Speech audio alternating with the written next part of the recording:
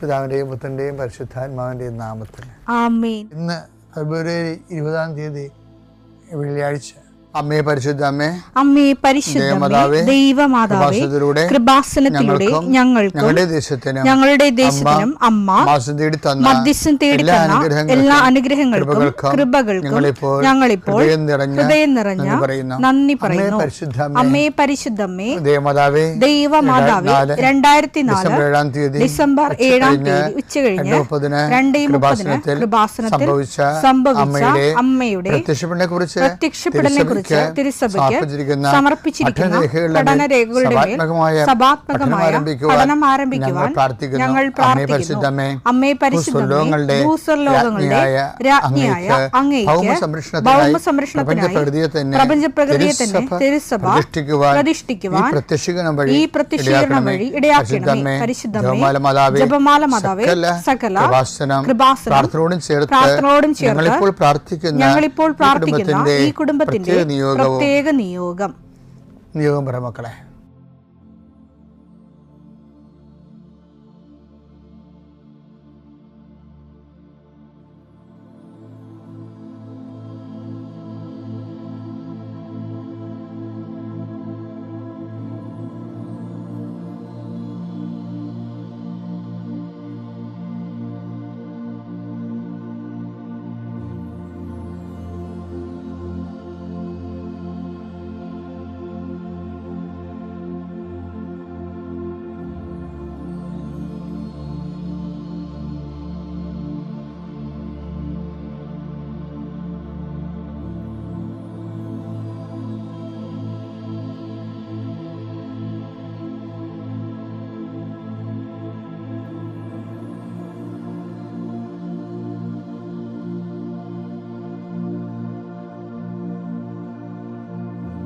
അമ്മയുടെ പ്രത്യക്ഷീകരണത്തിന്റെ ഈ അനുഗ്രഹവേളയിൽ ഞങ്ങൾക്ക് സാധിച്ചു തരുവാൻ കനിയണമേ. ആമേൻ. വിശ്വാസ പ്രമാണം. സർവശക്തനായ പിതാവും ആകാശത്തിന്റെയും ഭൂമിയുടെയും സൃഷ്ടാവുമായ ദൈവത്തിൽ ഞാൻ വിശ്വസിക്കുന്നു.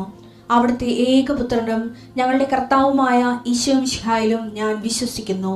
ഈ പുത്രൻ പരിശുദ്ധാത്മാവിനാൽ ഗർഭസ്ഥനായി കന്യകാമറിയത്തിൽ നിന്ന് പിറന്ന് പൊന്തിയോസ് പീലാത്തോസിന്റെ കാലത്ത് പീഡകൾ സഹിച്ച് കുരിശിൽ തറയ്ക്കപ്പെട്ട് മരിച്ച് അടക്കപ്പെട്ട് പാതാളങ്ങളിൽ ഇറങ്ങി മരിച്ചവരുടെ ഇടയിൽ നിന്ന് 3-ാം നാൾ ഉയർത്ത് സ്വർഗത്തിലേക്ക് എഴുന്നള്ളി സർവശക്തിയുള്ള പിതാവായ ദൈവത്തിന്റെ വലതുഭാഗത്തിരിക്കുന്നു.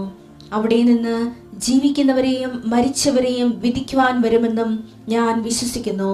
പരിശുദ്ധാത്മാവിലും ഞാൻ വിശ്വസിക്കുന്നു. വിശുദ്ധ കത്തോലിക്കാ സഭയിലും പുണ്യവാന്മാരുടെ ഐക്യത്തിലും പാപങ്ങളുടെ മോചനത്തിലും ശരീരത്തിന്റെ ഉയർപ്പിലും നിത്യമായ ജീവിതത്തിലും ഞാൻ വിശ്വസിക്കുന്നു. ആമേൻ. സ്വർഗ്ഗസ്ഥനായ ഞങ്ങളുടെ പിതാവേ, അങ്ങയുടെ നാമം പൂജിതമാകണമേ. അങ്ങയുടെ രാജ്യം വരണമേ. അങ്ങയുടെ തിരുമനസ് സ്വർഗത്തിലെ പോലെ ഭൂമിയിലും ആകണമേ. അന്നു വേണ്ടുന്ന ആഹാരം ഇന്ന് ഞങ്ങൾക്ക് തരണമേ. ഞങ്ങളോട് തെറ്റ് ചെയ്യുന്നവരോട് ഞങ്ങൾ ക്ഷമിക്കുന്നത് പോലെ ഞങ്ങളുടെ തെറ്റുകൾ ഞങ്ങളോടും ക്ഷമിക്കണമേ. ഞങ്ങളെ പ്രലോഭനത്തിൽ ഉൾപ്പെടുത്തരുതേ, തിന്മയിൽ ഞങ്ങൾ രക്ഷിക്കണമേ. ആമേൻ. നന്മ നിറഞ്ഞ മറിയമേ, സ്വസ്തി. കർത്താവ് അങ്ങയുടെ കൂടെ സ്ത്രീകളിൽ അങ്ങ് അനുഗ്രഹിക്കപ്പെട്ടവളാകുന്നു. അങ്ങയുടെ ഉദരത്തിൻ ഫലമായി ഈശോ അനുഗ്രഹിക്കപ്പെട്ടവനാകുന്നു.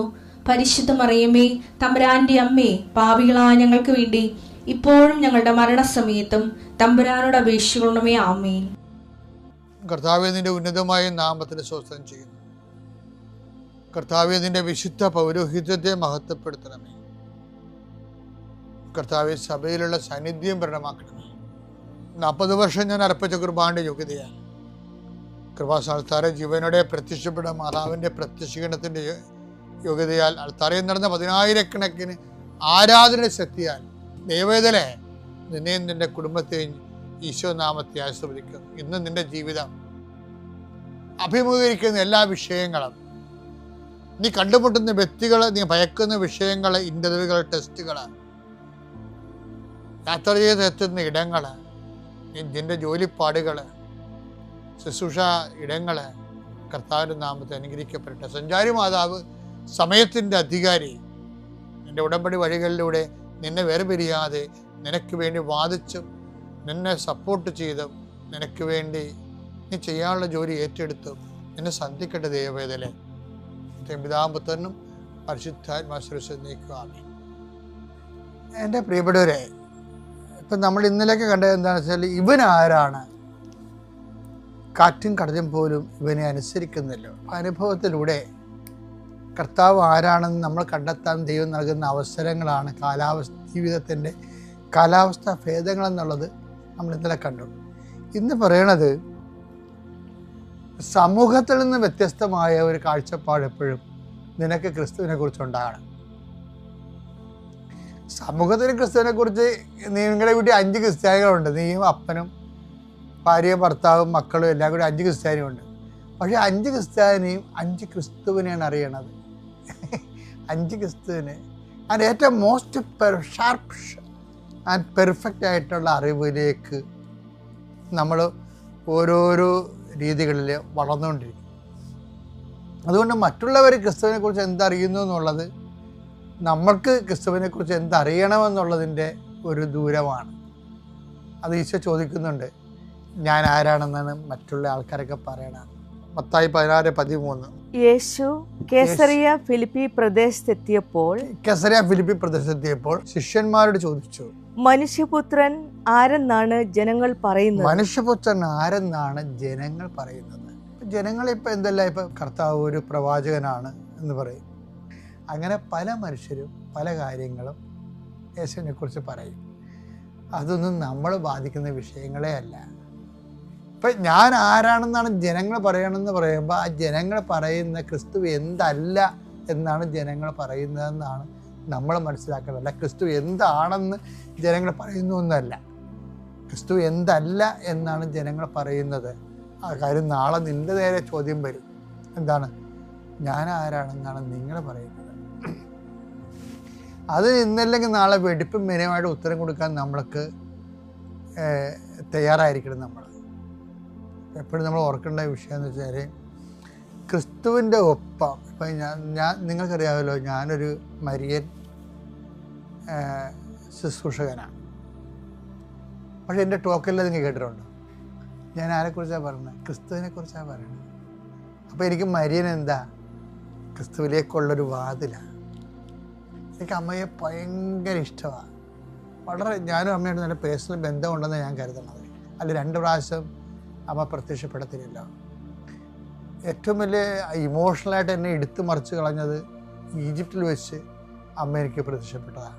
ഞാൻ എൻ്റെ പുസ്തകം എഴുതിയിട്ടുണ്ട്, അതിപ്പോൾ പറയേണ്ട കാര്യമില്ല, പറയേണ്ട സമയത്ത് വീണ്ടും പറയും. ഇപ്പോൾ എന്താ പ്രശ്നം എന്ന് വെച്ച് കഴിഞ്ഞാൽ, അത്രയും ഇമോഷണലായിട്ടുള്ള അറ്റാച്ച്മെൻറ്റ് അമ്മയോട്ടുണ്ട്. എങ്കിലും ഞാൻ സംസാരിക്കുന്ന ആരെക്കുറിച്ചാണ്? ക്രിസ്തുവിനെ കുറിച്ചാണ്. എന്തിനാണ് ഞാൻ അമ്മയെ ഇത്ര ഇഷ്ടപ്പെടുന്നത്? ക്രിസ്തുവിനെ കൊടുക്കാൻ ദൈവം സെലക്ട് ചെയ്ത ആളാണ് അമ്മ. അമ്മ വയറ്റിലിട്ട് ക്രിസ്തുവിനെ വളർത്തിയ 10 മാസം ഉണ്ടല്ല, ഒരു വല്ലാത്ത ധ്യാനത്തിൻ്റെ ഒരു മാസമാണത്, 10 മാസം. എന്നിട്ട് അമ്മ പ്രസവിച്ച് ലോകത്തിന് വളർത്തിക്കൊടുത്തില്ലേ. ഇനി നമ്മുടെ എല്ലാ പഠനങ്ങളും എല്ലാവിധ അനുഭവങ്ങളും, പഠനങ്ങൾ മാത്രമല്ല അനുഭവങ്ങളും എല്ലാം എന്തിനാണ്? ക്രിസ്തുവിൻ്റെ ആത്യന്തികമായ അറിവിലേക്ക് നമ്മളെ കൊണ്ടുവരുന്നതായിരിക്കണം. കാര്യം ഒരു വ്യക്തിക്ക്, ഞാൻ പറഞ്ഞില്ലേ, ദൈവം നമ്മളോട് ഇൻട്രാക്ട് ചെയ്യണത് ആദ്യം അനുഗ്രഹം തരും. അപ്പോൾ നമ്മൾ ABCD ക്രിസ്ത്യാനി ആണെങ്കിൽ അനുഗ്രഹങ്ങളൊക്കെ തന്ന് അങ്ങനെ നമ്മൾ കുറച്ചുമ്പോൾ മരിച്ചു പോകും. ചില ആൾക്കാർക്ക് അഭിഷേകം കിട്ടും. അതായത് അവർക്ക് തീഷ്ണമായ ദൈവത്തെ സ്നേഹിച്ച് ദൈവത്തിന് വേണ്ടി ജീവിക്കണം. അപ്പോൾ തങ്ങളുടെ വയറിനും കുടുംബത്തിനും വേണ്ടി ജോലിക്കും മാത്രം ദൈവത്തെ ആശ്രയിക്കുന്നവർക്ക് അനുഗ്രഹം കൊടുത്ത് അനുഗ്രഹത്തിൽ അവർ മരിച്ചു പോകും. അനുഗ്രഹത്തിൽ അവർ 90 വയസ്സൊക്കെ ജീവിച്ച് മരിച്ചു പോകും. സെക്കൻഡ് സെക്ഷൻ ഉള്ളതെന്ന് വെച്ച് കഴിഞ്ഞാൽ അനുഗ്രഹത്തിൻ്റെ അപ്പുറത്തെ സ്ഥലം അഭിഷേകം ഉള്ളവർ ക്രിസ്തുവിനെ കൊടുക്കാൻ നോക്കും മറ്റുള്ളവർക്ക്. ആ അഭിഷേകമുള്ളവർക്ക് എന്ന് പറയുമ്പോൾ അഭിഷേകമുള്ളവർക്ക് എപ്പോഴും കിട്ടുന്നത് കാര്യം ക്രിസ്തുവിൻ്റെ ഒരു ഭാഗം മുഴുവൻ ത്യാഗമാണ്, മുറിവിൻ ഒടിയുവാണ്. നമുക്ക് ഉയർത്തുന്നേരെ ക്രിസ്തുവിനെ കിട്ടുന്നതിന് മുമ്പ് പാഷൻ ക്രിസ്തുവാണ് നമുക്ക് കിട്ടുന്നത്. ഇത് 50-50 ആണ് ശരിക്കും. അതിൻ്റെ വിഷയം എന്ന് പറയുന്നത് നമ്മുടെ സത്യക്കേട് കാണിക്കരുത്. അപ്പം ചില ആൾക്കാരെ കാനഡയിൽ പോകാൻ മാത്രം കിട്ടണ കല്യാണം. അപ്പം കാനഡയിൽ പോകാൻ PR കിട്ടിയില്ല എന്നുണ്ടെങ്കിൽ ഉടനെ ഡൈവേഴ്സ് ചെയ്യും. അപ്പോൾ ഇയാൾ ഇവിടെ ആരുടെ കല്യാണം, കാനഡയിലാണ് കല്യാണം കഴിച്ചത്, അതാ PR ആണോ കല്യാണം കഴിച്ചത്? എന്നിട്ട് ദൈവത്തിൻ്റെ മുമ്പിൽ വന്ന് സർക്കാരുടെ മുമ്പിൽ വന്നുകൊണ്ട് സുഖത്തിലും ദുഃഖത്തിലും എന്നൊക്കെ പറഞ്ഞുകൊണ്ട് കുറേ വിവരക്കേട് വിളിച്ച് പറയുകയും ചെയ്യും. അപ്പോൾ ഇതൊക്കെ ഇനി ഒറ്റടക്ക് പോകത്തില്ല, ഇതിനെല്ലാം തിരിച്ചു വരും. നിങ്ങളെ എപ്പോഴും ശ്രദ്ധിക്കണം കേട്ടാ, ഒന്നുറങ്ങി നേരം വിളിക്കത്തില്ല. ഇതെല്ലാം നിങ്ങളുടെ ഒരു കാലമാകുമ്പോൾ ദൈവത്തിന് നിരക്കാത്ത പണിയാണ് കാണിച്ചിട്ടുണ്ടെങ്കിൽ എൻ്റെ പൊന്നു മക്കളെ തിരിച്ചു വരും. ഒരു മാർഗ്ഗമില്ല കാര്യത്തിൽ. ഇതൊക്കെ ചെറുപ്പത്തിൽ തിളപ്പ് കൊണ്ട് ബുദ്ധിയും ബോധം ഇല്ലാത്തതുകൊണ്ട് ഇപ്പം കാണിച്ചുകൊണ്ട് ദൈവത്തിനെ കണ്ടി പൊടിയിടുന്ന പരിപാടികളാണ്. ഈ അഭ്യാസങ്ങൾ നിർത്തിക്കൊണ്ട് തിരിച്ചു വരേണ്ടി വരും. എന്ത് കാര്യം, ഞാനിതൊക്കെ പറയുമ്പോൾ ഞാൻ പറയണമല്ലോ, ഇത് 21 ലക്ഷം മനുഷ്യരല്ലേ ഇത്രയും നാൾ അവരുടെ സങ്കടങ്ങൾ കേട്ടിരിക്കുന്നത്. അതിൻ്റെ അകത്ത് സ്ത്രീകളുമുണ്ട് പുരുഷന്മാരും ഉണ്ട്. അപ്പോൾ എനിക്ക് ദേഷ്യമൊക്കെ ഉണ്ടാവും കേട്ട് വരുമ്പോഴേ ഓരോ മനുഷ്യൻ്റെ ജന്മം ഇങ്ങനെ നിരർത്ഥകമായിട്ട് പൊലിച്ച് കാണുമ്പോഴേ നമുക്ക് വിഷമം വരും ശരിക്കും. അപ്പോൾ അതാണ് എൻ്റെ വാക്കിലൂടെയൊക്കെ ഇടയ്ക്ക് നിങ്ങൾ കേൾക്കണത്.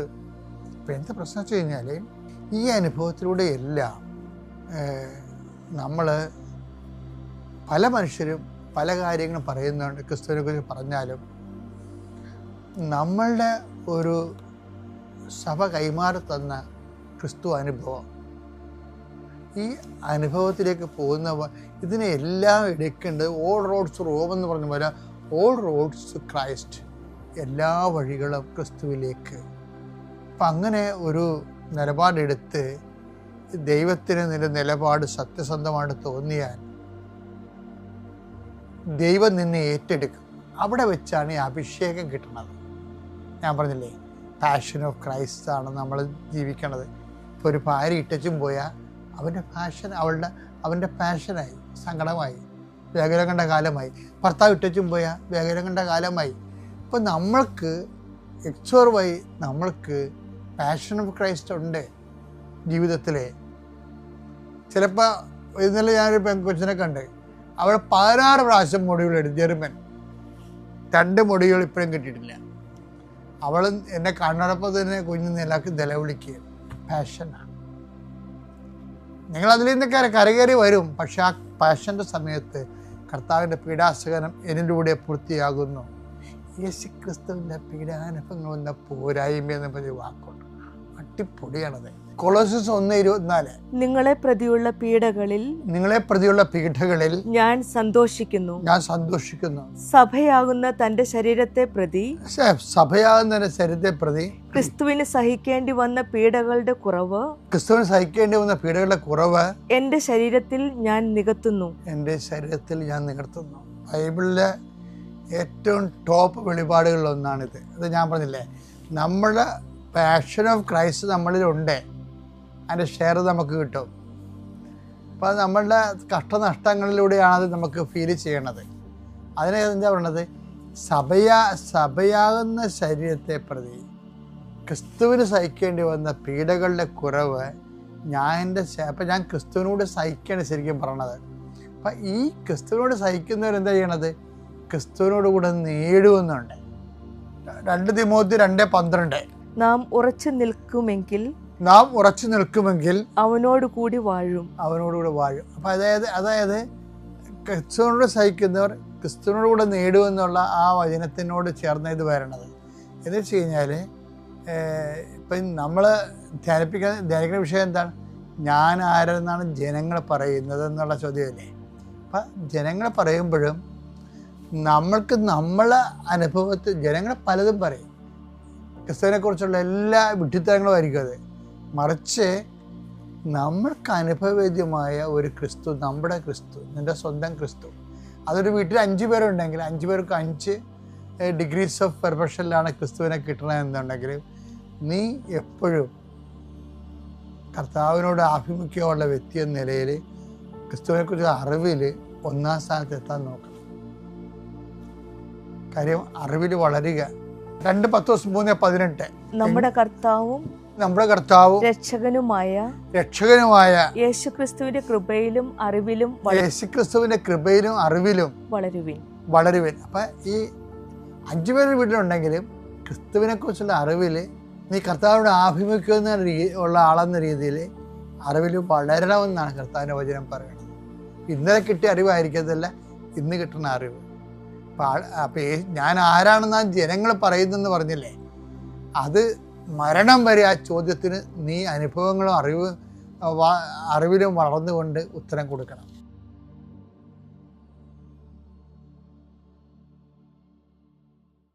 അത്യപൂർവ ദൈവാനുഭവങ്ങൾ ഇനി നിങ്ങൾക്കും സ്വന്തം. ഈ യൂട്യൂബ് ചാനൽ ഇതുവരെ സബ്സ്ക്രൈബ് ചെയ്തിട്ടില്ലെങ്കിൽ ഇപ്പോൾ തന്നെ സബ്സ്ക്രൈബ് ചെയ്യുക. ഈ വീഡിയോ ഇപ്പോൾ തന്നെ നിങ്ങളുടെ സുഹൃത്തുക്കൾക്ക് ഷെയർ ചെയ്തുകൊണ്ട് കർത്താവിന്റെ പ്രേക്ഷിതരാകുക.